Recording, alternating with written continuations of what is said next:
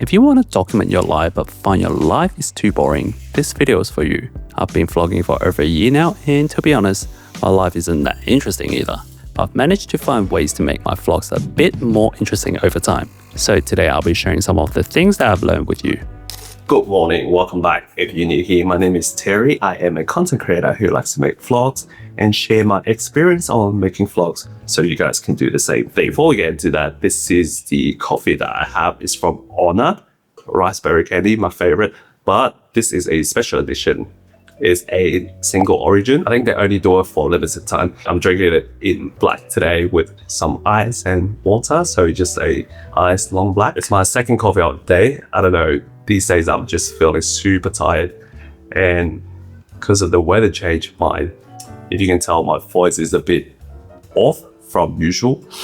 So I hope you guys don't mind, and yeah, let's get to it. So there's a saying that someone's trash might be someone else's treasure. When you think your life is too boring, maybe because you just keep repeating the same thing over and over again, doing the same thing every single day, you're so numb to the point that you just autopiloting life, which is okay. But to other people, this might be the exact thing that they want or someone they want to become. So maybe you're a runner since high school, so running is just your daily ritual. You do this every single day, like 5K every day, no problem, easy. It's just normal to you. Whereas for someone like me who only started running 2 years ago, I want to know a lot more about running, like how the training goes. How do I speed up my steps, my cadence? How do I get into that zone 2 training? What sort of food do I eat? These are all something that I'm really interested in. Whereas for you, it might just be something you already know long time ago and you don't think is worth documenting. All these sort of things that it feels normal to you might be a new surprise for someone else. So make sure to document all of that in your vlog. By the way, I just forgot that I have one thing that I need to do. Maybe we can talk while I do the thing.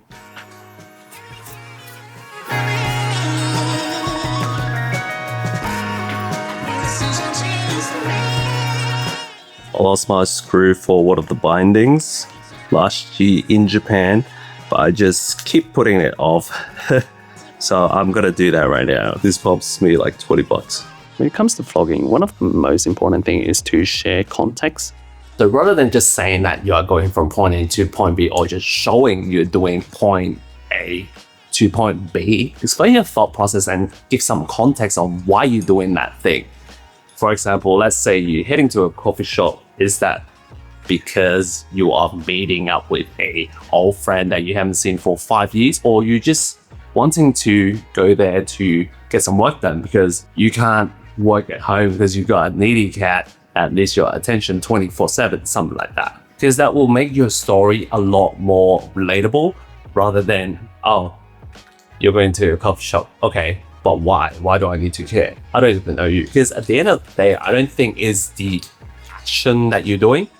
Yes, you're doing a vlog, but it's a format. You need to provide some sort of value, whether it's entertainment that people will enjoy watching because of the cinematic shots that you can get, or give some experience or share some of your experience, like what I'm doing right now, how to document your boring life in a better way. Yeah, so the whole time I'm having this tiny screw to hold my gas pedal together, but at least I can fix it now.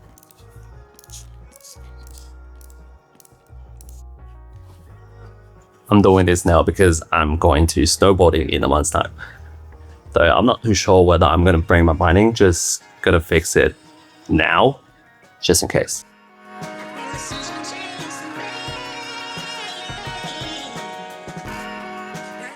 Hello, welcome back. Just had lunch and I'm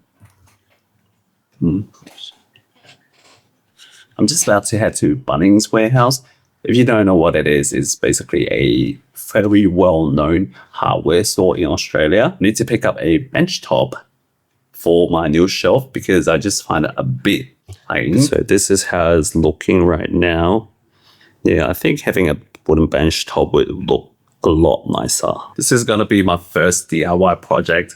I know it's like super basic, but yeah, you need to start somewhere, right? Wish me the best.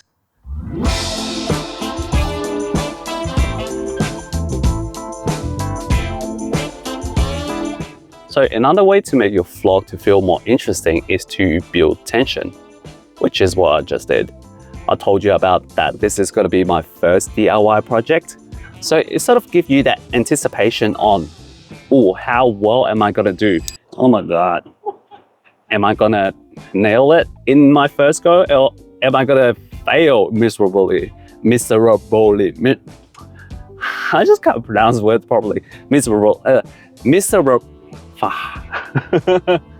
You know what I'm saying? And by giving you that context, now that adds stakes to it. Just think about your favorite movie. The main character has to go through a journey with many different challenges before he gets to the end, or he or she gets to the end. Think about Lord of the Rings. Frodo has to go through so many different paths before he can destroy the ring. If the story goes, he gets the ring and he just goes straight to the mountain and destroys it, no one's gonna watch it because it's boring. The story is flat. The same goes with your vlog. Just think of your vlog as like a movie. And if you want to build more tension to it, try to use faster paced music and faster cuts that can add a bit more urgency to it. But make sure you don't do it for the sake of doing it. For example, if you are trying to film like a, if you're trying to film like a slow coffee session, make sure you use slower music and longer cuts so it matches with the vibe. I think I really need a suction mouth for this car shots. But I'm using my tripod right now, so that's why it tilts backwards. Still better than the magic arm though.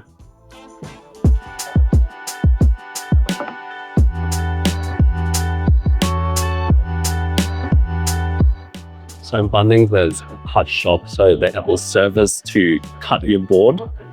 I think they charge $1 per hut. Thank you. Oh, good. Thank you.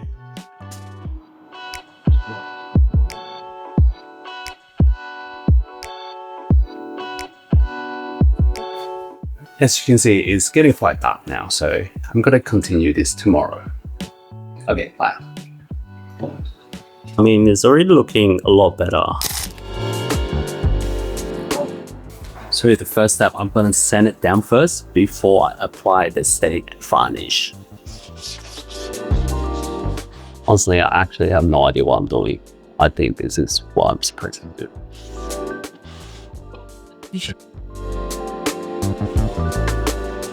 Another great way that you can do is by changing up your shots.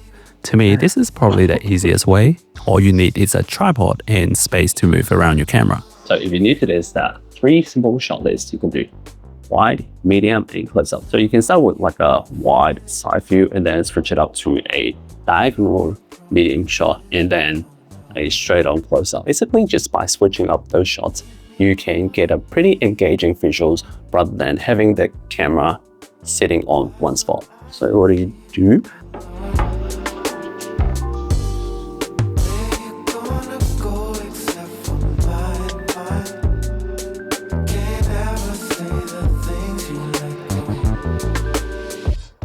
Oh no, there's a hair on it.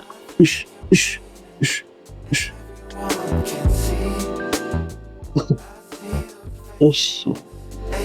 Well, I think as long as the hair doesn't stick on the board, then I'm happy.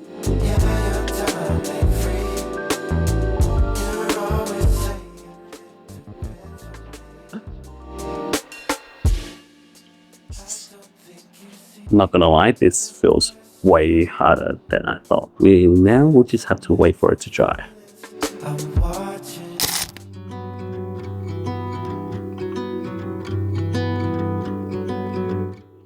And one more thing, if you find your life is too boring, then go out more, make new friends, learn some new skills, and document that. You don't need to be an expert to document your life, you just need to give yourself permission to.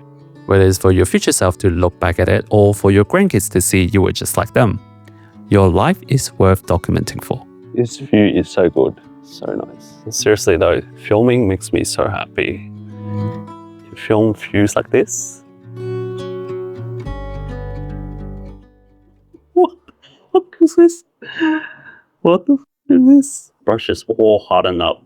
That's fine, I can't even stroke it. Oh my god. I thought it was gonna be like a 5-minute job, but I guess I need to spend some time to see how I can resolve this. But right now, I just don't have the time. So I'm going to do it another day. Hopefully I can recover that